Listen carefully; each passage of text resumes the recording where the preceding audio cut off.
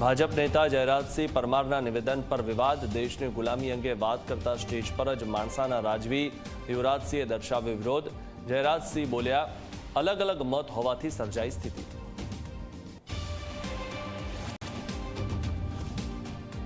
કાશ્મીરના શ્રીનગરમાં special investigation એજન્સીની કાર્યવાહી.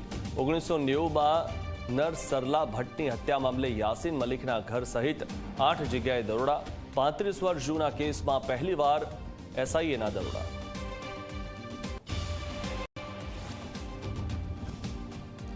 રાજ્યના 55 લાખ એનએફએસ રાશન કાર્ડ ધારકોને ફટકારાઈ નોટિસ.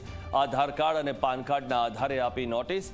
ઇન્કમ ટેક્સની મર્યાદા બહાર હોવા છતાં લેતા હતા રાશન. રશિયા પ્રવાસ પહેલા ડોનાલ્ડ ટ્રમ્પનું વિચિત્ર નિવેદન. કહ્યું, ભારત પર ટેરિફ લગાવતા રશિયાને લાગ્યો છટકો, એટલે પુતિન કરવા માંગે છે મારી સાથે મુલાકાત.